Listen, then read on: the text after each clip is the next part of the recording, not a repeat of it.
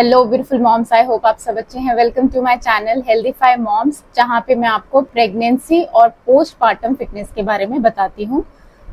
आज हम बात करेंगे जेस्टेशनल डायबिटीज के बारे में। अब जेस्टेशनल डायबिटीज है क्या? देखिए, डायबिटीज तो आई एम श्योर आप सब लोग जानते हैं। जब आपके ब्लड शुगर लेवल्स हाई हो जाते हैं तो उसको हम डायबिटीज बोलते हैं। अब जेस्टेशनल डायबिटीज क्या है? अगर आपको पहले से डायबिटीज की शिकायत ना रही हो प्रेगनेंसी से पहले, और अचानक से आपके प्रेगनेंसी में ब्लड शुगर लेवल्स बढ़ जाएं और टेस्ट में आपके एलिवेटेड ब्लड शुगर लेवल्स आए, तो उसको हम जेस्टेशनल डायबिटीज बोलते हैं। अब ये होता क्यों है?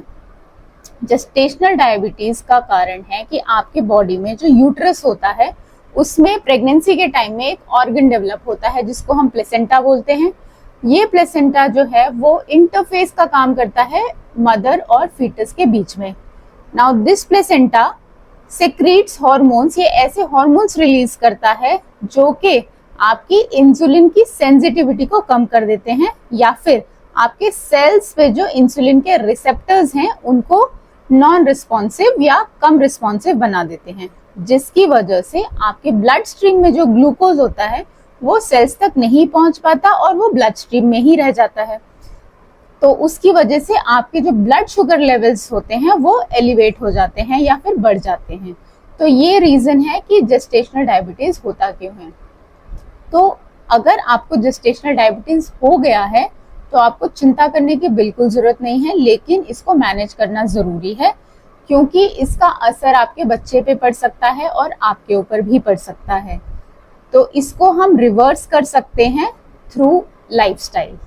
तो अगर आपने जेस्टेशनल डायबिटीज को मैनेज नहीं किया तो आपके लिए और आपके बच्चे के लिए कुछ कॉम्प्लिकेशंस हो सकते हैं, जैसे कि आपके सिजेरियन डिलीवरी के चांसेस बढ़ जाते हैं अगर आपको एंड तक जेस्टेशनल डायबिटीज रहता है। आपके बच्चे के लिए भी कुछ रिस्क हैं कि लेटर इन लाइफ हो सकता है कि उनको टाइप 2 डायबिटीज होने के चांसेस ज़्यादा हो जाएं और ओबीज होने के चांसेस भी ज़्यादा हो जाएं, और आपके डिलीवरी में भी कॉम्प्लिकेशंस आ सकते हैं। तो इसीलिए इसको मैनेज करना बहुत ज़रूरी है। तो जेस्टेशनल डायबिटीज़ को मैनेज करने के लिए आपको 3 चीज़ों का ध्यान रखना पड़ेगा। नंबर 1 आपकी डाइट का, नंबर 2 आपके एक्सरसाइज का, नंबर 3 आपके लाइफस्टाइल का, जिसमें डाइट और लाइफस्टाइल सबसे ज़्यादा इंपॉर्टेंट रोल प्ले करते हैं। तो देखिए, डाइट आप जैसे पहले खा रहे थे वैसे ही आपको खाना है।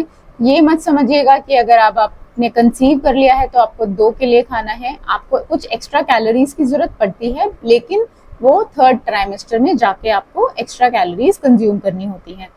तो अब आपको और भी ज्यादा न्यूट्रिएंट डेंस फूड खाना है। अपने स्पेशली अपने ये माइक्रो न्यूट्रिएंट्स का बहुत ध्यान रखना है अपने फूड में।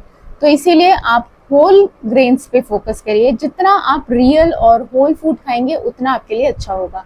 तो होल ग्रेन्स पे फोकस करिए, लीन प्रोटीन खाइए जैसे कि मिल्क प्रोडक्ट्स हुआ, वेजिटेबल्स खाइए, फाइबर खाइए बहुत सारा, क्योंकि कॉन्स्टिपेशन की प्रॉब्लम काफ़ी ज़्यादा होती है प्रेगनेंसी में। Number 2 lifestyle. अब लाइफस्टाइल में आपको 2 चीज़ें करनी है। एक तो बहुत ज़रूरी है मूवमेंट।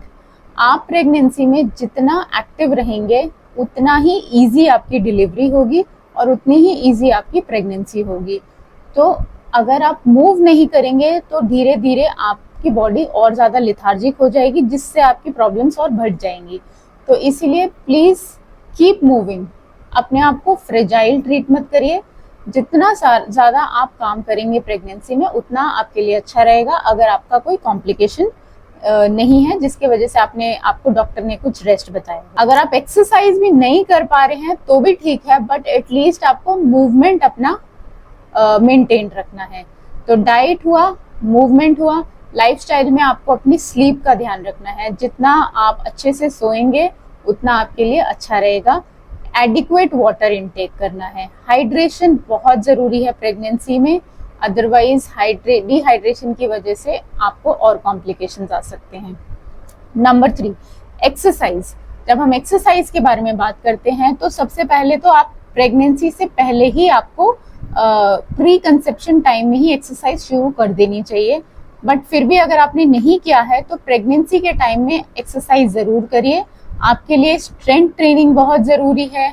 प्रेगनेंसी में आपके लिए कार्डियोवास्कुलर एक्सरसाइजेस बहुत ज़रूरी है और मोबिलिटी और फ्लेक्सिबिलिटी ट्रेनिंग भी ज़रूरी है, लेकिन आप किसी एक्सपर्ट के गाइडेंस में ही सारी एक्सरसाइज करिएगा। साथ ही आपको बहुत ज़रूरी काम करना है, वो है आपकी breathing exercises. Breathing exercises pregnancy के लिए अमृत हैं। वो इसलिए क्योंकि जो ब्रीदिंग एक्सरसाइजेस हैं वो आपके नर्वस सिस्टम को काम करते हैं, और जब आपका नर्वस सिस्टम काम डाउन हो जाता है तो आपका हार्मोनल बैलेंस रिस्टोर होने लगता है। तो इसीलिए एक्सरसाइज के साथ साथ ब्रीदिंग को उतना ही प्रायोरिटाइज करिए जितना आप बाकी एक्सरसाइजेस को कर रहे हैं। आई होप आपको आज का वीडियो पसंद आया होगा। अगर आपको पसंद आया तो please like, subscribe and share. Thank you.